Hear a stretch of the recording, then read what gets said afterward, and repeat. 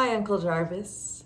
This is Scott. I don't know if he has been properly introduced to you before, but this is Scott. And Scott, do you know what we're celebrating today? Your Uncle Jarvis's 85th? 85th birthday. Yes, he's a very old man now. Wow. Just very, very old, and I love him very much. He is a warm, wonderful, loving man, grandfather, great husband, I hear. He is a salt of the earth, and he's my mother's older brother. And I would like to utilize my partner's musical skills and maybe tell y'all a little bit about how wonderful my uncle is. Go ahead. My Uncle Jarvis. Oh, you know, I knew Jarvis from a very, very small, young age. Myself, not him, because he's very old. But I actually lived with him. I lived with him, he lived with me, and my brother, and my mom, and my grandma, and my grandpa. Long after many young men had moved out of their parents' homes, my uncle lived with his... Sorry, Uncle Jarvis. I think it's wonderful that you did that, and that you welcomed us into your home. Even though, and I quote, you claimed the house was now full of a bunch of goddamn booby traps. I think it was Kevin that put all the Hot Wheels and the plastic bags in your boots, not me. Just an aside. Anyway, as I grew and knew my Uncle Jarvis, I heard many wonderful stories about him. In fact, when my mother would play paper dolls, my Uncle Jarvis would be the tornado and come in and wreck everything she worked so hard to set up. I know he sounds horrible, but he's awesome.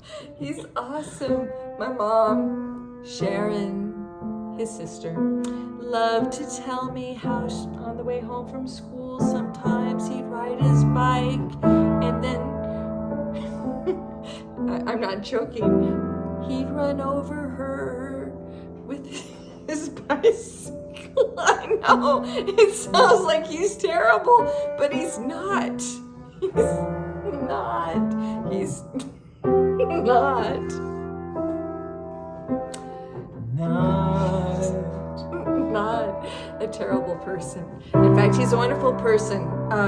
He's a farmer, and he helped to feed America, a wheat farmer, and beautiful man, beautiful garden, loves his family, and I love you, Uncle Jarvis. And I like to tell people, actually, when I talk to people about you, I don't tell them about all the horrible things you did to my mother, to the point that my grandma would throw shoes at them to get them to stop fighting.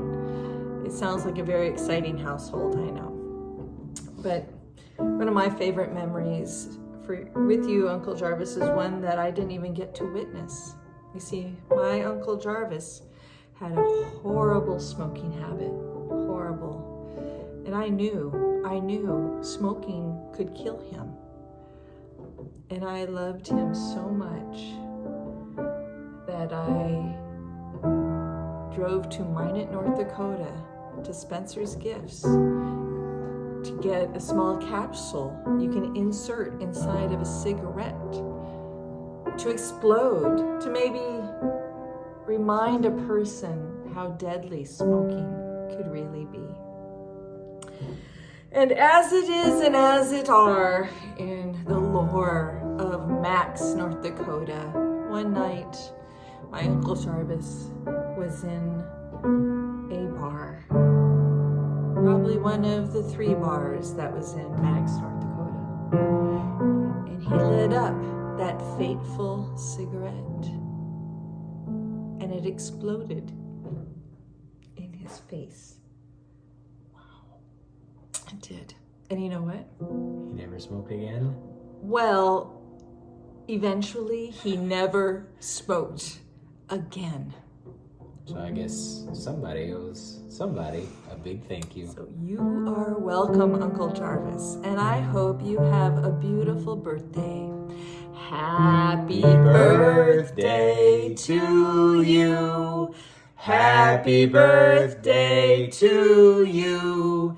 Happy birthday, dear Uncle Jarvis. Happy birthday to you. And many more. Honestly, Uncle Jarvis, you are an amazing, wonderful person, full of love, and the gift of being a part of your life is something I treasure, and I love you, and I hope your birthday, you are surrounded by so many people that love you, and I wish that we could be there too. Have a great day.